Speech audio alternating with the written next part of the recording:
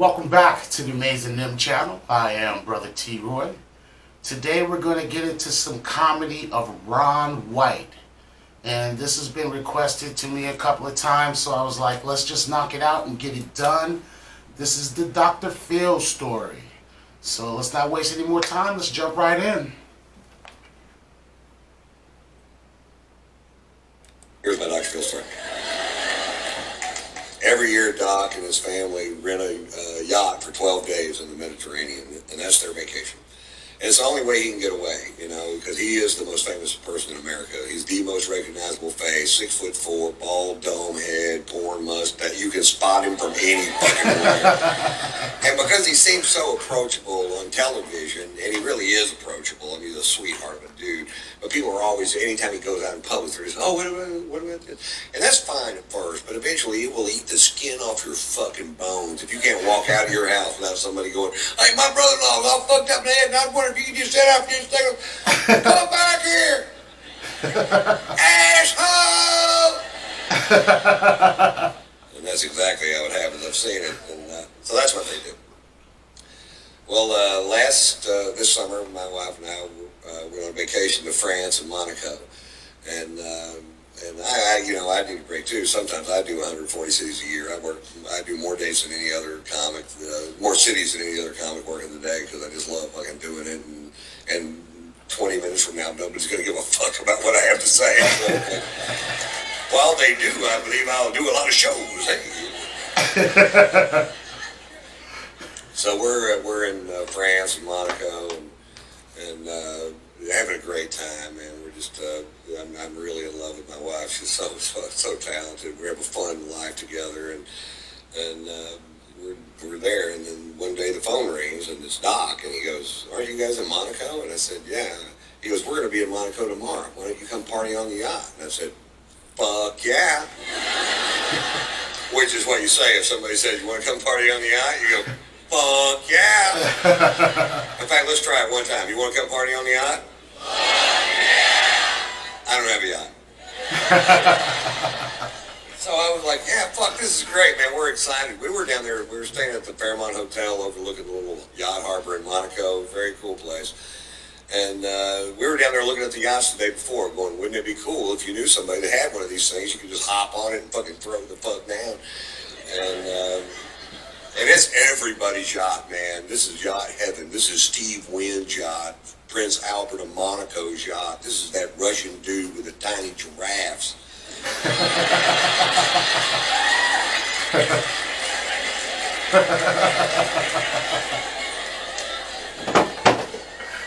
Anyway, they're coming in at 6:30 the next evening, so the next morning we wake up, the next afternoon we wake up and we go have this amazing lunch, and we're drinking this fucking great wine from France, probably.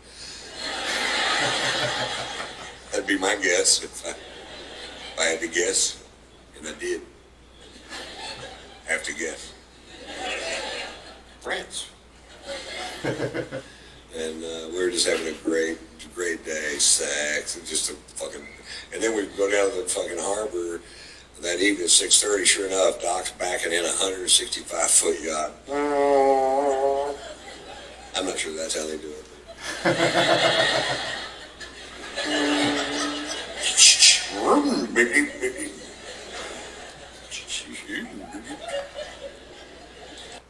This dude has some really cool conversational comedy. It's like conversational comedy. It's almost like he just sitting like at a party or something and just talking to the crowd and just telling them a story. I like this guy a lot. So the only way to get on the yacht is to walk on this gangplank to get on the yacht. And I'm walking on the gangplank going, nobody's stopping me. And we get on the yacht, and there's our friends from California halfway around the world. Are you fucking kidding me? How much fun are we having? I'm hugging everybody. There's a bunch of people on the yacht. Anytime I'm hugging you and I'm in a strange place, what I'm really doing is looking over your shoulder trying to find a bar. That's why I'm turning you.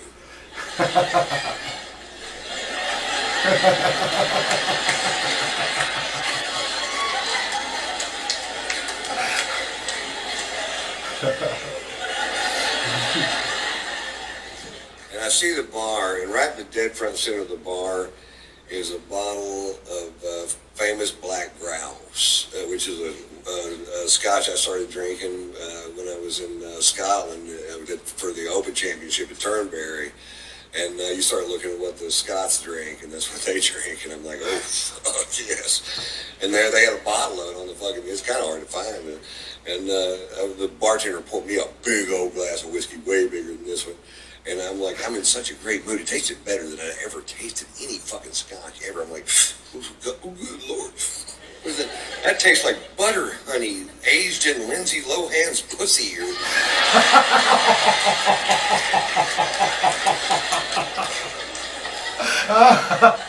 It tasted so good, I decided to skip dinner and just have a couple more of them. I'm going to scare me up another one of these. How about one more? All right. I hadn't had a drink since lunch. I was fucking thirsty. I was going at it, you know. And Doc noticed I was really drinking hard. And he goes, boy, you're really drinking tonight, Ron. I said, yeah, Doc, some nights it just tastes like spring water. He goes, why don't you just drink spring water, Ron? I don't know. I'm not a fucking doctor.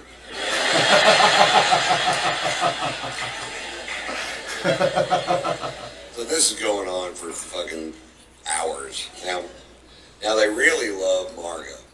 They really love my wife, Margot. Margot's sung on Dr. Phil's show a few times, and they go everywhere to see her. And Margot's a 4.5 octave classically trained opera singer that sings rock and roll and jazz and whatever. She's been singing here for years. And Robin McGraw loves to goad my wife into singing, and my wife loves to be goaded into singing, so they make a great little fucking team. And so we're on the back of this yacht, and Robin goes, come on, Margot, sing for us. And Margot gets up. There's people on the back partying on all these yachts, and bars on the pier, people out there. And Margot gets up and she sings. They love jazz in France and Monaco. They have jazz clubs all over the place. And she gets up and she sings a jazz standard at full voice, which I don't get to hear her sing at full voice. She sings around the house, but not at full voice. And when she sings at full voice, it makes me cry. And oh no. And she finishes the first song at full voice, and people stand up on the back of all these yachts and start cheering. They go, yeah. And I'm like, oh, how cool is this, man? They really dig jazz. I forgot how much they dig jazz. She gets up and sings another song, fucking screaming. And then people are gathering up around the back of the boat. And by song 4, there's 400 people behind the boat listening to her sing. You could hear a pin drop, just like this, pin drop. And she's just killing it. And I have a little secret. I am fucking hammered, man. I am so drunk. I can't even believe it my fucking self how drunk I am. I'm like, and I'd get a drink and I'd take one little sip out of it and I'd talk to somebody, I'd look back and it's empty. I'm like, anybody else drinking out of this glass?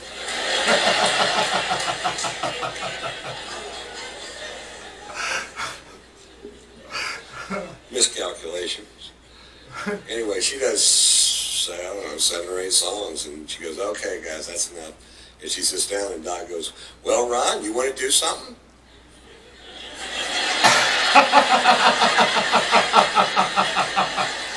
Yeah. Now, I got to preface this with he's on vacation with his best friend and head lawyer and his wife, Mary Pat, and they're Baptists from Dallas, and they're a little fucking stray.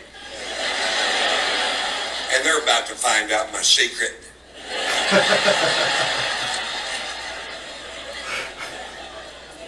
About 20 years ago, I was doing a bit that was so vile that I only did it for about a week, and I just quit doing it. I'm like, this is not the direction I want to take my crowd or my show. And I have no idea why I picked that night to dust her off and take her for a spin. Might as well. Yachts are pulling up anchor on both sides of us as fast as they can pull them up. They're leaving the harbor so fast there's a surfable wake. There's a stampede of tiny giraffes diving off the pier, swimming towards the ocean in certain death. People are pulling their kids off the pier. I don't think they heard me. I'm going to do it again. Doc goes, that's enough out of you, Ron. And Margot's tapping me out. You ever been tapped out? Come on, baby. It's time to go. She's seen it. Come on, honey. Let's just go back to the hotel. It's time for us to go. Come on, baby. Baby, let's just go back to the hotel. Come on, Ron.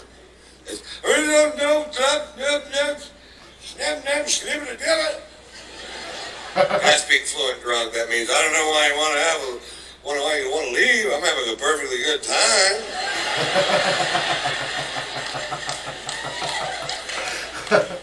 Turns out there was a consensus.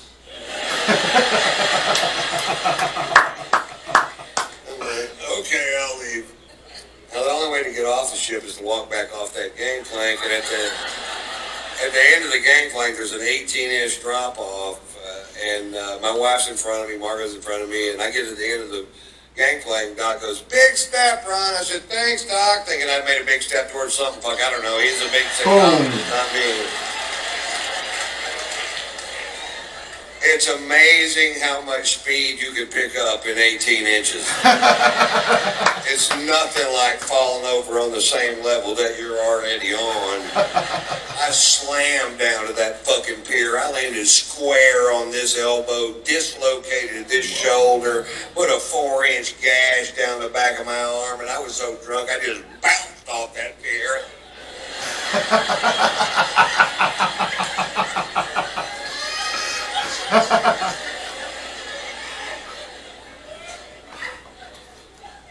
Fade to black.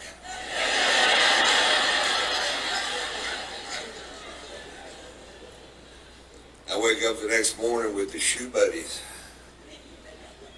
All I can do is lay there in bed and go, shoe buddy. Pain. I can't move my shoulder. Shoe buddy. My shirt stuck to my arm with blood and giraffe hair and whatever the fuck else you find on a pier.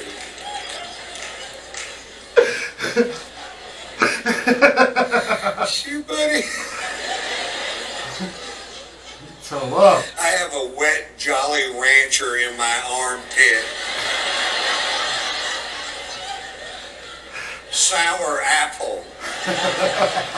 Had to cut it out with a pair of scissors. You almost can't eat them after that. Almost, though.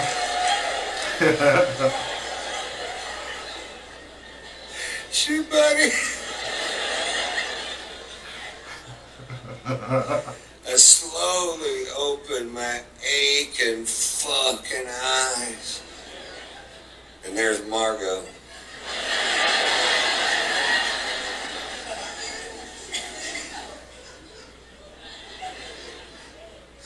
What happened?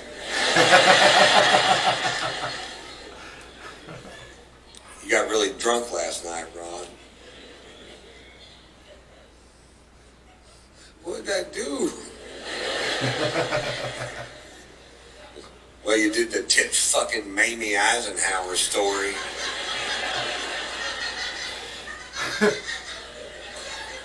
Really? Did Mary Pat laugh?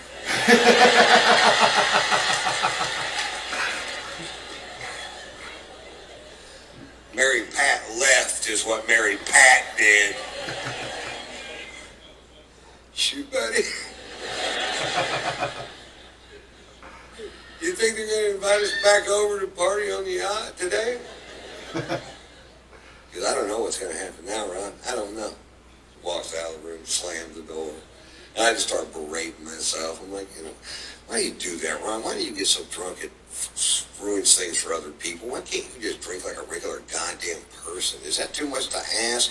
You have a wonderful son and a beautiful wife, a great career. Why don't you make some changes in your life that'll make a difference in the long run? And about then the phone rang. It was Doc, and he goes, you guys gonna come party on the yacht? And I said, fuck yeah!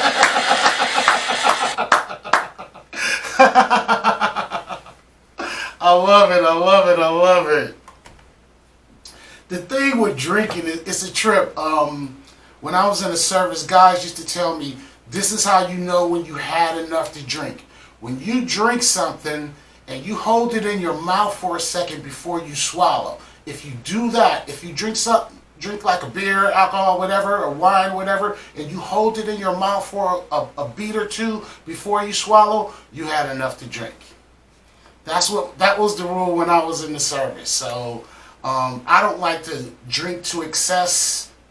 But there have been times when I've hung out with friends where things got a little too crazy and everybody's just taking shots crazy. But that's the only one thing that I don't want to lose Ron White, so I don't want to lose him to drinking. As long as if he doesn't leave this planet because of drinking, I'll be happy, because it seems like that's something that he really enjoys. I just don't want him to overdo it. But this Dr. Phil story was funny. Ron is really good at telling conversational jokes and stories, and I really enjoy it. I hope you guys enjoyed it. Come back and see me again on the Amazing Nim channel. Don't forget to like, comment, subscribe, and I will see you next time on the Amazing Nim. Take care.